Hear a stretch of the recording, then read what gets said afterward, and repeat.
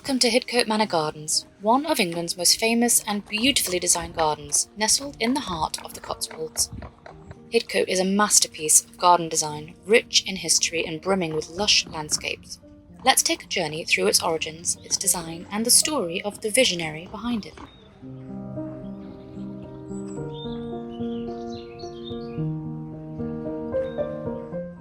Hidcote Manor Gardens was created by an American horticulturist named Lawrence Johnston. Born in 1871 in Paris to an aristocratic family, Johnston spent much of his early life in England. It was in 1907 that he purchased the estate of Hidcote Manor, which is located in Gloucestershire, a part of the Cotswolds known for its natural beauty. Johnston's background in gardening came from his mother, who was a keen gardener herself. However, it was his time studying in the United States and Europe that truly shaped his approach to horticulture. His travels exposed him to a wide range of plants and garden designs, and he would later use that knowledge to turn Hidcote into an English horticultural gem.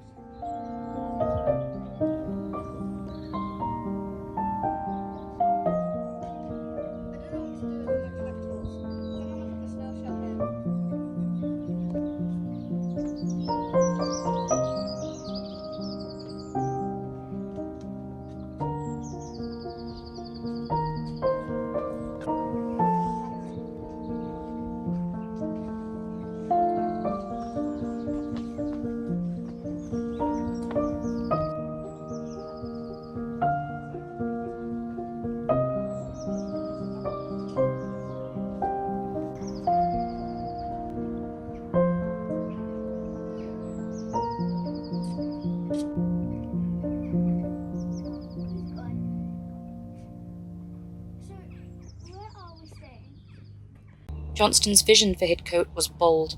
Rather than creating one large open garden, he decided to divide it into a series of garden rooms. Each room has its own distinct character with a variety of plants, colours and textures that reflect different moods and themes. This garden within a garden design is what makes Hidcote so special.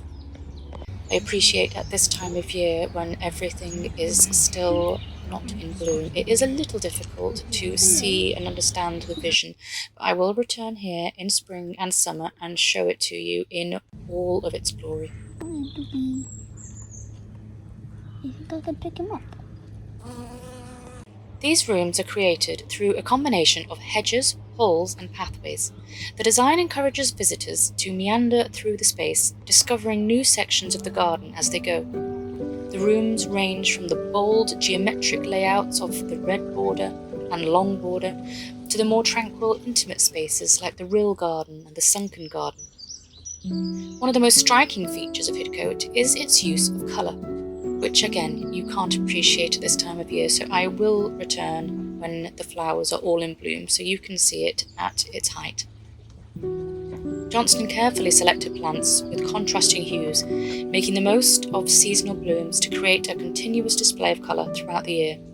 The red border, with its rich reds, oranges and purples, is a perfect example of his mastery in using colour to define a space. The rill garden is another standout. Its flowing water, carefully placed plants and serene atmosphere create a sense of peace and harmony. Water is a common theme throughout the garden, with pools and streams adding both visual and auditory beauty to the landscape.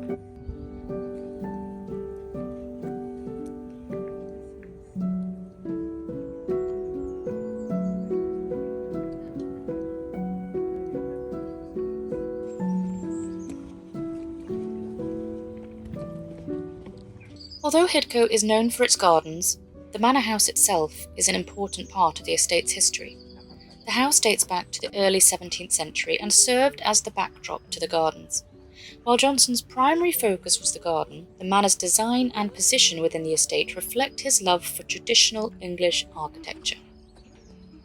After Johnston's death in 1958, Hidcote Manor Gardens passed into the care of the National Trust, who have continued to preserve and maintain the garden, ensuring the future generations can enjoy its beauty. Today, Hidcote is one of the most visited gardens in England, attracting thousands of visitors each year who come to experience the serenity and splendour of Johnston's design.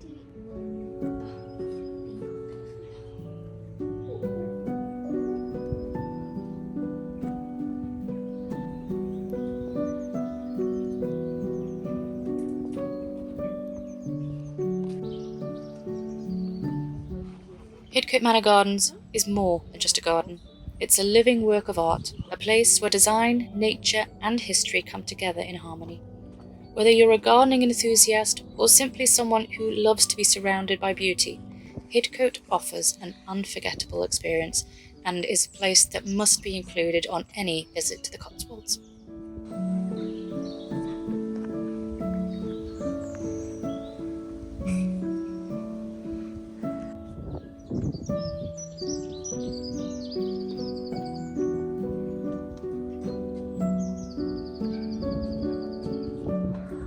Now let me show you around Chastleton House, a stunning example of a Cotswolds manor that stands frozen in time. Nestled in the picturesque Oxfordshire countryside, this Grade 1 listed building is a true hidden gem, offering a unique glimpse into England's history.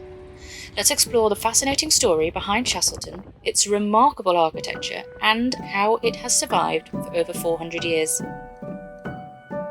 Chastleton House was built in the early 1600s, during the reign of King James I, by a wealthy wool merchant named Walter Jones. Jones had made his fortune in the wool trade, and in 1607 he began constructing the house on land that had been in his family for generations. The house was built to reflect his newfound wealth and status, but also as a place to showcase his ambition and taste. Jones was an ambitious man, and the house he created was an expression of his wealth and social standing. Chastleton House was designed in the Jacobean style, which was popular at the time, featuring grand symmetry, elegant proportions, and an impressive yet welcoming facade. The house was built around a central courtyard with elegant gables, leaded windows, and a striking stone exterior, all hallmarks of the period. One of the most remarkable things about Chastleton House is that it has remained largely unchanged for centuries. Over the years, many stately homes in England have been altered, renovated, or even demolished, but Chastleton has managed to preserve its original character thanks to the fact that it remained in the same family for over 300 years. The interior of Chastleton is just as impressive as its exterior. The Great Hall is a stunning example of Jacobean architecture, with its grand fireplace, intricate wooden panelling, and beautiful oak beams. It's easy to imagine the social gatherings and events that would have taken place here, as the house was often filled with the bustle of family and guests. Upstairs, the rooms retain much of their original charm. The staircase, with its delicate carvings and worn steps, takes you up to the rooms filled with period furniture, beautiful tapestries, and priceless artwork. It's a joy through time as you walk through the house, imagining what life would have been like for the Jones family and their guests.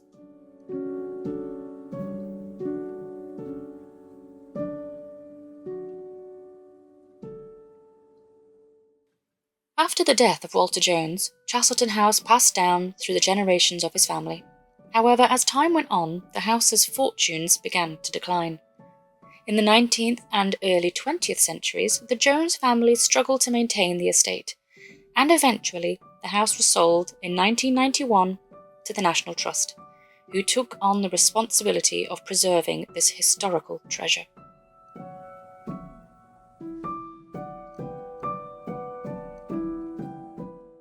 Today, Chastleton House is owned and managed by the National Trust, who have worked to maintain the property as a living history museum. Visitors are invited to explore the house, wander through its rooms, and experience its history firsthand, from the grand entrance hall to the intimate family spaces upstairs. Chastleton offers a rare opportunity to step back in time.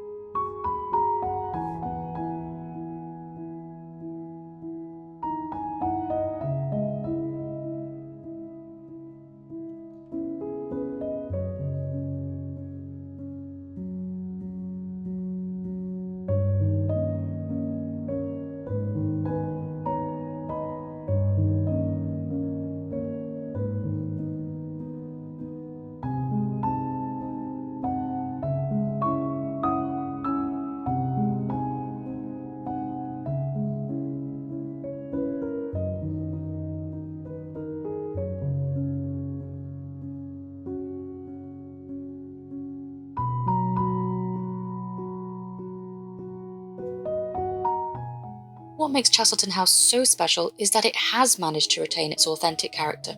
Unlike many grand country houses that have been modernised and altered over the years, Chastleton feels like a genuine, untouched historical experience.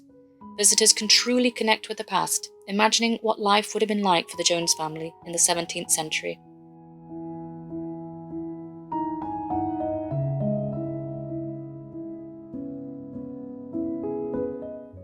Chastleton is a perfect example of how past can be preserved for future generations, not just through buildings, but through the stories that come with them.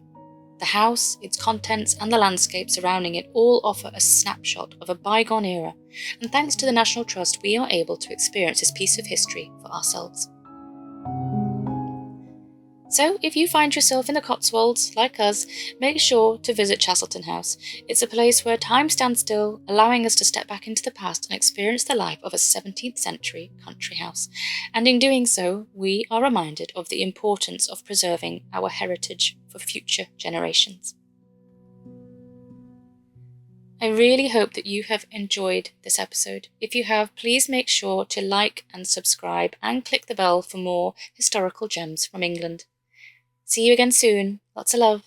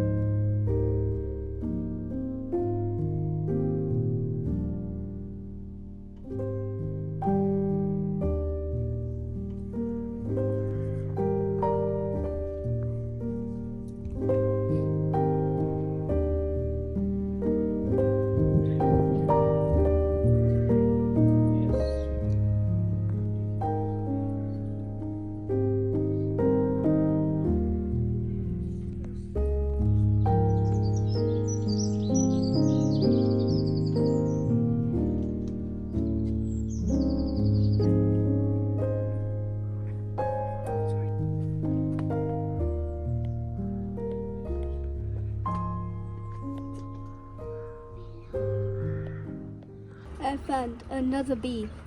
Mother of bees has another bee. Yeah. Because we have a video where we went to another cottage and I found a bee. He was tuckered out. So I decided to give him a lift.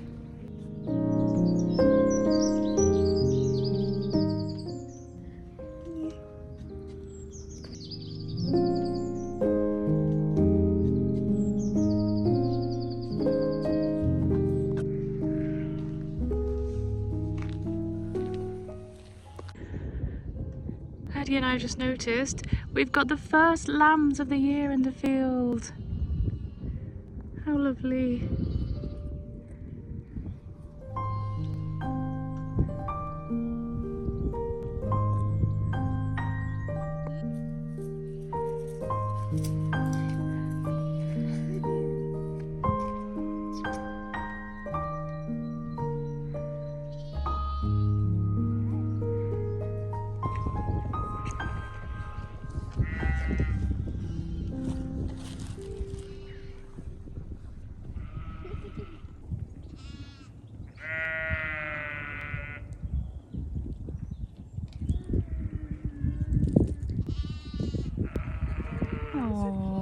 They are so cute. Look at that one up at the back, just jumping, jump, all the way to his mummy.